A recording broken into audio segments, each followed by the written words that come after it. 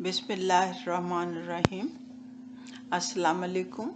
آج جو میں افسانہ آپ کے لیے لے کے آئی ہوں اس کا عنوان ہے تہمت۔ برائے مہربانی ہمارا یوٹیوب چینل سبسکرائب کریں، بیل آئیکن کو دبائیں اور اس ویڈیو کو شیئر کریں اور کمنٹ سیکشن میں اپنی رائے دیجیے۔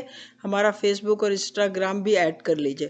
آن لائن شاپنگ پہ ایکسکلوسیو ڈسکاؤنٹ حاصل کرنے کے لیے ویڈیو کو آخر تک دیکھیے۔ میں نے ماں کو کتنا منع کیا تھا کہ یہ شادی مجھے نہیں کرنی۔ ماسٹر جی تو ایک عمر میں مجھ سے اتنے بڑے، دوسرے ان کی پہلی بیوی بہت خوبصورت، سگڑ، ملنسار اور پورا محلہ اس کا گرویدہ تھا۔ جو بھی ملتا یہی کہتا، واہ بھائی ماسٹر جی کی تو قسمت کھل گئی۔ گھر کے ساتھ ساتھ وہ شوہر اور ساس کی بھی اتنی خدمت کرتی کہ ساس تو اس کا کلمہ پڑھتے نہ تھکتی تھی۔ اور میں کیا ہوں، واجبی سی شکل و صورت، معمولی تعلیم۔ ابھی تو گھر کا کام کاج بھی سیکھنا شروع نہیں کیا تھا کہ ماں نے میری بات پکی کر دی۔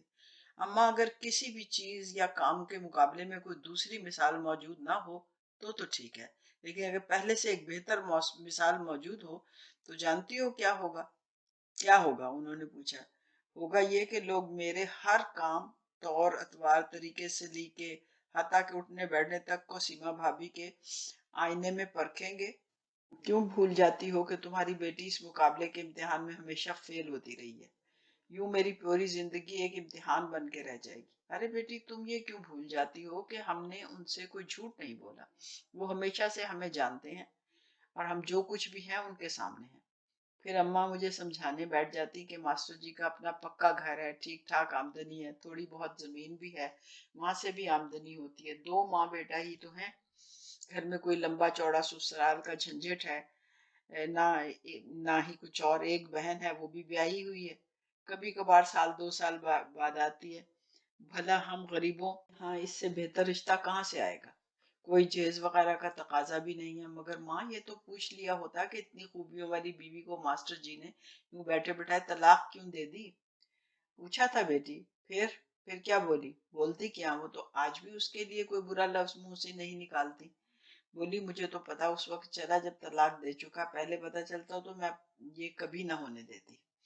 چلو بعد میں ہی صحیح، کوئی بات تو ان کے بیٹے نے بتائی ہوگی؟ نہیں، بقول ان کے دونوں نے انہیں کوئی بات نہیں بتائی۔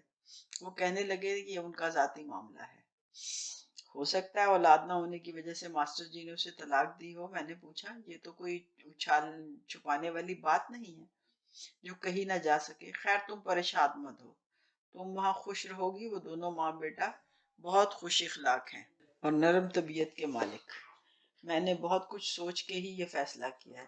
جانے اماں نے کیا کچھ سوچ کے یہ فیصلہ کیا ہوگا۔ بیٹیاں یوں بھی ہمارے معاشرے میں بوجھ ہی ہوتی ہیں، اور پھر 3 بیٹیاں، اوپر سے سونے پہ سہاگا، غربت۔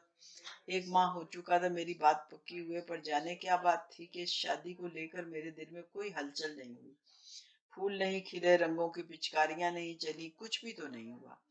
نہ کبھی یہ خیال آیا کہ چھپ کے ماسٹر جی کو دیکھوں، ان سے کوئی بات کروں، کوئی تمنا، کوئی ارمان، کچھ بھی تو محسوس نہیں ہوا۔ حالانکہ میری عمر کی لڑکیاں تو ہر لمحہ رنگینیوں میں ڈوبی رہتی تھی۔ میری اپنی سکھیاں سہیلیاں جب مجھے ماسٹر جی کے نام سے چھیڑتی تو میں شرمانے کی بجائے چڑ سی جاتی۔ دوسری طرف جب کبھی میں ماسی فاطمہ کی طرف لسی لینے جاتی تو اس کا گبرو جوان بیٹے پر نظر پڑتے ہی میں آپ شرما جاتی۔ میرا چہرہ شرم سے سرخ ہو جاتا اور میں دوپٹہ درست کرتے ہوئے وہاں سے بھاگ نکلتی۔ پر ایک دن تو اس نے میرا ہاتھ پکڑ لیا اور میں مارے خوف کے کانپنے لگی، مگر اس کے مضبوط ہاتھ کی گرفت کو میں کئی دن تک محسوس کرتی رہی۔ میرا جی چاہتا تھا کہ وہ کبھی نہ چھوڑنے کے لیے میرا ہاتھ پکڑ لے۔ جب کبھی وہ اپنی بڑی بڑی خوبصورت آنکھوں سے میری طرف دیکھ کے مسکراتا تو میں کوس و قزح کے جھولے میں جھول جاتی۔ بہرحال ہونی ٹلتی نہیں۔ ایک مختصر سی تقریب میں ماسٹر جی مجھے سرخ جوڑے اور بہت سارے سچل سونے کے زیورات میں لاد کر اپنے گھر لے گئے۔ میری ساس واقعی ایک بہت اچھی عورت تھی۔ وہ ہر طرح سے میرا خیال کرتی، مجھے کہتی پتر مجھے اپنی ماں کی طرح سمجھ، مجھے پتا ہے تو ابھی کم عمر ہے، کھانا پکانا اور گھر گھرستی کے طور طریقوں سے ناواقف ہے، میں تجھے دنوں میں سب کچھ سکھا دوں گی۔ اور واقعی انہوں نے مجھے 1 سال کے اندر اندر سب کچھ سکھا دیا۔ وہ اکثر میری اماں سے کہا کرتی، بھئی تیری سگو تو بہت ذہین ہے، اسے کوئی بات بھی 2 بار بتانے کی ضرورت نہیں پڑتی، اب تو کھانا بھی بہت اچھا پکا لیتی ہے۔ मास्टर जी भी अक्सर मेरे खाने की तारीफ करते, भाई सुगो तेरे हाथ में बड़ा जायका है। आज फिर मैं आधी रोटी ज्यादा खा गया। मैं खुश थी, अच्छा खाना पहनना ओढ़ना, घर का पुरसुकून माहौल। हम 3 अफराद थे, तीनों अपने अपने दायरे में इस तरह घूम रहे थे कि किसी की रफ्तार भी दूसरे की राह में हायल नहीं होती थी। अब मेरी शादी को 2 साल हो चुके थे। मेरे अंदर एक खला सा पैदा हो रहा था। हमारे घर जो भी मिलने जुलने वाला आता वो मेरी सास से खुशखबरी की बात जरूर करता। मास्टर जी ने तो कभी इस बारे में मुझसे बात नहीं की थी, लेकिन मेरी सास मुतफक्कर सी रहने लगी। मैं सोचती कि मास्टर जी की पहली बीवी 8 साल इन्हें औलाद न दे सकी तो मुझसे इतनी जल्दी तवक्को क्यों की जा रही है।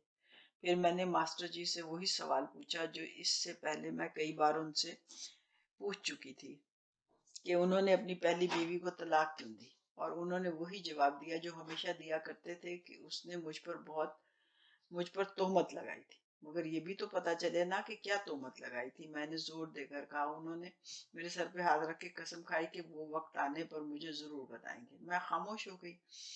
इन्हीं दिनों मेरी नंद का बेटा एफए के इम्तिहान से फारिग होकर हमारे यहाँ छुट्टियां गुजारने आ गया। मेरी सास ने मुझे खास हिदायत दी कि मैं उसके खाने पीने का खास ख्याल रखूं।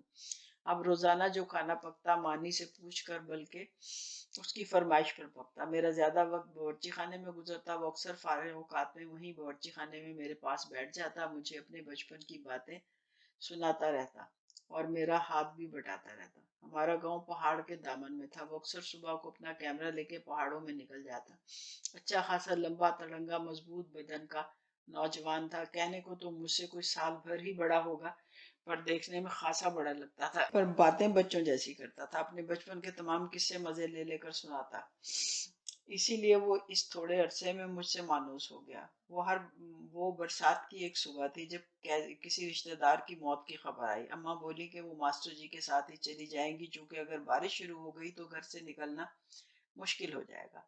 बादल पहाड़ों के दरमियान से धुएं की सूरत उठ रहे थे। ये मंजर हमेशा ही बहुत खूबसूरत होता है। देखते ही देखते बारिश की मोटी मोटी बूंदें टीन की छतों पर अपना साज बजाने लगी। बादल झूम के उठे और खुल के बरसने लगे। साथ ही हवा के झक्कड़ पानी को खिड़कियों से अंदर लाने लगे।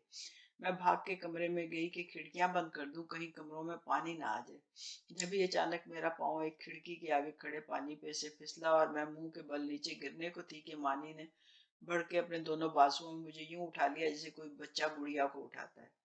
बिस्तर पे लिटाने की बजाय अपने सीने में जोर से भींच लिया और मेरे बाजुओं की गिरफ्त भी उसके बाजुओं पर मजबूत हो गई। यूं एक तवाना जिस्म की गर्मी ने मुझे मोम की तरह पिघला के बिस्तर पर बखेर दिया।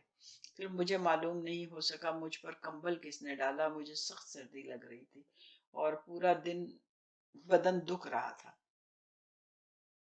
अब कैसी तबीयत है सुगो? मास्टर जी ने मेरे माथे पे हाथ रखते हुए पूछा। आप कब आए? मुझे पता ही नहीं चला। मैंने बिस्तर से उठने की कोशिश करते हुए जवाब दिया।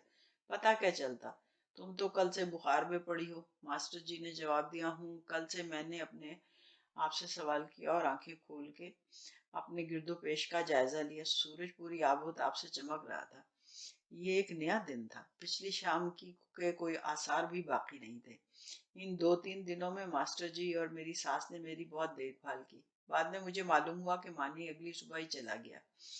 मैं दोबारा से मामूलाते जिंदगी में मसरूफ हो गई, लेकिन अब मुझे किसी से कोई बात करना, हंसना, बोलना अच्छा नहीं लगता था। मेरे पूरे वजूद पे एक नशे की सी कैफियत तारी रहती। मैं गुमसुम सी जहाँ बैठती वहीं बैठी रह जाती। यूं लगता जैसे मुझे किसी जहरीले सांप ने डस लिया हो। अब उसका जहर हौले हौले मेरे पूरे वजूद में सराहियत कर रहा हो। इसी तरह कई बार सालन या रोटी जल जाती जिसे मुझे चोरी छुपे इधर उधर करना पड़ता। क्या बात है सुगो, तू हर वक्त यूं गिरी गिरी सी क्यों रहती है? जब से तुझे बुखार चढ़ा है तू संभल ही नहीं पाई। मेरी सास मुझसे कहती। अब मैं उनसे क्या कहती कि मुझे मोहब्बत का नाग डस गया है। उसका जहर मेरे पूरे वजूद में फैल रहा है। वो कहती कि अपनी खुराक ठीक कर, फल फ्रूट खाया कर। रंग देख अपना किस कदर पीला हो रहा है। फिर एक रोज उन्होंने मास्टर जी से कहा कि वो मुझे डॉक्टर के पास ले जाएं। मैं 1-1.5 माह से देख रही हूँ कि ना इसमें वो फुर्ती है और ना ही पहली सी सेहत है। उन्होंने मास्टर जी के साथ मुझे डॉक्टर के पास भेज दिया। अम्मा के बेहद इसरार पर जब मैं मास्टर जी के साथ डॉक्टर के पास गई तो उसने बहुत अच्छी तरह मेरा मुआयना किया। اور کچھ ٹیسٹ بھی کیے، اور پریشانی کی پھر بولا پریشانی کی کوئی بات نہیں، آپ ماں بننے والی ہیں، بس اپنی خوراک اور صحت کا بہت خیال رکھیں۔ ماں، میں ماں بننے والی ہوں؟ میرا دل بلیوں اچھلنے لگا۔ او خدا، تو بڑا کارساز ہے، مجھ ناچیز کو اتنی بڑی خوشی دے دی۔ ماسٹر جی کی خوشی کا تو کوئی ٹھکانہ ہی نہیں تھا، اور میری ساس نے جب سنا تو فوراً سجدے میں چلی گئی۔ رات سونے سے پہلے ماسٹر جی میرے بستر پر بیٹھ گئے اور اپنے ہاتھ سے میرا چہرہ اوپر اٹھاتے ہوئے بولے، سگو، میں آج تمہیں تمہارے ایک سوال کا جواب دینا چاہتا ہوں۔ کون سا سوال؟ وہی جو شادی کے بعد تم نے مجھ سے کئی بار پوچھا۔ فرمائیے، میں سن رہی ہوں۔ تم نے پوچھا تھا کہ میں نے سیما کو طلاق کیوں دی؟ جی ہاں، اور آپ نے کہا تھا کہ اس نے آپ پر تہمت لگائی تھی۔ تو میں نے کہا، تو میں کیا تمہیں اس کا جواب دینا چاہتا ہوں؟ فرمائیے۔ میں نے تکیے کے ساتھ کمر ٹکاتے ہوئے کہا۔ وہ آنسو بھری آنکھوں سے میری طرف دیکھتے ہوئے بولے، اس نے کہا تھا کہ میں اولاد پیدا کرنے کے قابل ہی نہیں ہوں۔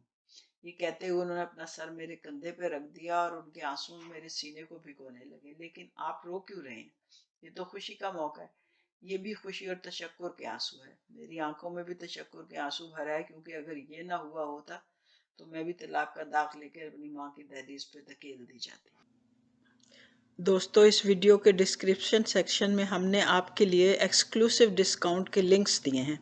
ان کو استعمال کر کے آپ ہر قسم کی خریداری پہ ڈسکاؤنٹ اور ڈیل حاصل کر سکتے ہیں۔ اگر آپ کے ملک میں ان ویب سائٹس کی سروس میسر نہیں ہے تو ہمیں اسکرین پہ دیے گئے ای میل ایڈریس پر آرڈر کر سکتے ہیں۔ ہم دنیا کے ہر ملک میں ڈیلیور کرتے ہیں۔ ڈیبٹ کارڈ، کریڈٹ کارڈ، منی گرام اور بینک ڈیبٹ سے ہم پیمنٹ وصول کر سکتے ہیں۔